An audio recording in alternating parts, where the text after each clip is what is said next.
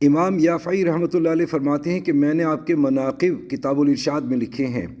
بہت سے اولیاء نے آپ کی ولایت کی شہادت دی ہے۔ شیخ ابن عربی فرماتے ہیں کہ میں نے امام غزالی رحمۃ اللہ علیہ کو طواف کرتے ہوئے دیکھا۔ وہ ایک گدڑی پہنے ہوئے تھے۔ مجھے سخت حیرت ہوئی۔ میں نے ان سے پوچھا کہ کیا آپ کے پاس اس لباس کے علاوہ کوئی دوسرا لباس نہیں ہے؟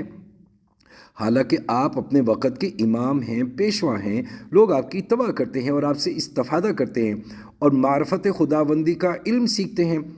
آپ نے اس کے جواب میں چند اشعار پڑھے جن میں دنیاوی زندگی کے عارضی ہونے کا ذکر تھا۔ بعض مشائخ نے خواب میں دیکھا کہ حضرت امام غزالی رحمۃ اللہ علیہ حضرت صلی اللہ علیہ وسلم سے اپنے کسی حاسد کا شکوہ کر رہے ہیں۔ جس شخص کی آپ نے شکایت کی، آپ صلی اللہ علیہ وسلم نے اس کے جسم پر کوڑے لگوائے۔ صبح کو دیکھا تو اس شخص کے جسم پر کوڑوں کے نشانات موجود تھے۔ حافظ ابن حجر رحمۃ اللہ علیہ فرماتے ہیں کہ امام غزالی رحمۃ اللہ علیہ کی بعض کتابوں پر اعتراضات کیے جاتے ہیں، حالانکہ لوگوں نے ان کی کتابوں میں اپنی طرف سے کچھ قابل اعتراض باتوں کا اضافہ کر دیا ہے۔ ابن سبکی رحمۃ اللہ علیہ فرماتے ہیں کہ حضرت امام غزالی رحمۃ اللہ علیہ کو وہی لوگ برا کہتے ہیں جو زندیق ہیں یا حاسد ہیں۔ شیخ عارف ابو العباس المرسی رحمۃ اللہ علیہ حضرت امام غزالی رحمۃ اللہ علیہ کا تذکرہ کرتے ہوئے فرماتے ہیں کہ وہ صدیقیت کے عظیم مرتبے پر فائز تھے۔ شیخ جمال اسنوی رحمۃ اللہ علیہ مہمات میں حضرت امام غزالی رحمۃ اللہ علیہ کا تذکرہ ان الفاظ میں کرتے ہیں: وہ اپنے زمانے کے قطب ہیں، ان کا وجود ہر ذی وجود کے لیے باعث برکت ہے۔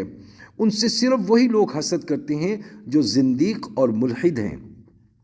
امام غزالی جس طرح اپنے کمال علم میں منفرد ہیں، اس طرح ان کی تصانیف بھی اپنی نظیر نہیں رکھتی، خصوصاً احیاء العلوم، جس کے مطالعے سے اہل علم کبھی سیر نہیں ہوتے بلکہ ان کی پیاس بڑھتی ہی رہتی ہے۔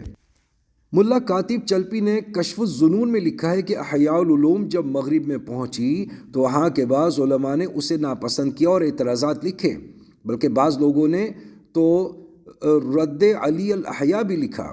ان میں سے کسی عالم نے حضرت امام غزالی رحمۃ اللہ علیہ کو خواب میں دیکھا تو وہ اس قدر متاثر ہوئے کہ ان کی طرف سے جو بدگمانی تھی اس سے انہوں نے توبہ کر لی۔ علامہ زبیدی رحمۃ اللہ علیہ اپنی کتاب میں تاریخ بغداد کے حوالے سے ابو ابراہیم فتح بن علی بزری کے یہ الفاظ نقل کرتے ہیں کہ امام غزالی جیسا فصیح و بلیغ، ذکین و ذہین شخص میری نظر سے نہیں گزرا۔ جب فخر الملک رحمۃ اللہ علیہ وزیر ہوا اور اس نے امام غزالی رحمۃ اللہ علیہ کے کمال علم کی شہرت سنی تو فوراً مدرسہ نظامیہ میں تدریس کی درخواست کی۔ اس سے علم میں آپ کے امتیاز کا اظہار ہوتا ہے۔ نیشا پور چھوڑنے کے بعد امام غزالی رحمۃ اللہ علیہ نے علم حدیث کی تدریس میں زیادہ وقت لگایا۔ بہت سے لوگ امام غزالی رحمۃ اللہ علیہ پر فلسفے کا الزام لگاتے ہیں، اگرچہ یہ کسی حد تک صحیح ہے، لیکن آخری وقت میں انہوں نے تمام علوم ترک کر دیے تھے اور صرف خدمت حدیث کو اپنا مشغلہ بنا لیا تھا۔ ملا علی قاری بیان کرتے ہیں کہ حضرت امام غزالی رحمۃ اللہ علیہ کی جب وفات ہوئی تو صحیح بخاری ان کے سینے پر رکھی ہوئی تھی۔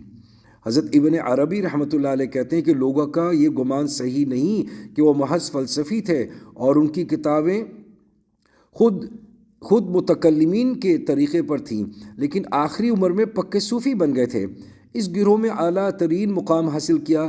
بعض ارباب کشف نے صحبت معنوی کے دوران حضور صلی اللہ علیہ وسلم سے امام غزالی رحمۃ اللہ علیہ کے متعلق دریافت کیا تو آپ صلی اللہ علیہ وسلم نے فرمایا، یہ وہ شخص ہے جو مقصود تک پہنچ گیا ہے۔ حضرت امام غزالی رحمۃ اللہ علیہ کے تلامذہ کی تعداد بہت ہے۔ خود امام صاحب نے بھی اپنے خط میں یہ تعداد 1000 بیان فرمائی اور ان میں سے بعض تلامذہ نے بڑا نام پایا۔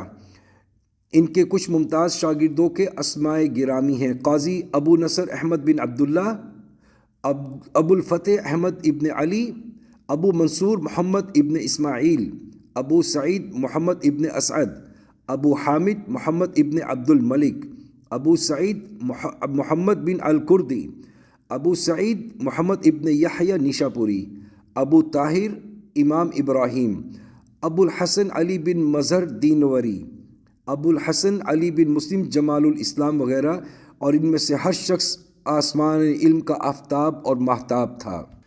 حضرت امام غزالی رحمۃ اللہ علیہ کی تصانیف بھی بے شمار ہیں، اگرچہ انہوں نے 55-54 برس کی عمر پائی، تقریباً 20 برس کی عمر کے بعد تصنیف و تالیف کا آغاز کیا۔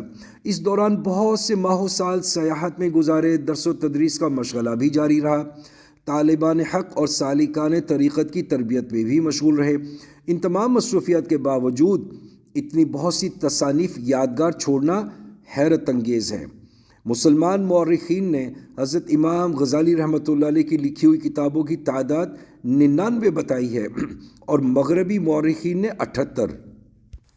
علامہ نووی رحمۃ اللہ علیہ نے بستان میں کسی معتبر شخص کے حوالے سے لکھا ہے کہ میں نے امام غزالی رحمۃ اللہ علیہ کی تصنیفات کا ان کی عمر سے موازنہ کیا تو روزانہ لکھنے کا اوسط 4 کراسہ پایا۔ ایک کراسے میں 4 صفحے ہوتے ہیں۔ اس سے معلوم ہوتا ہے کہ وہ روزانہ کم سے کم 16 صفحے لکھتے تھے۔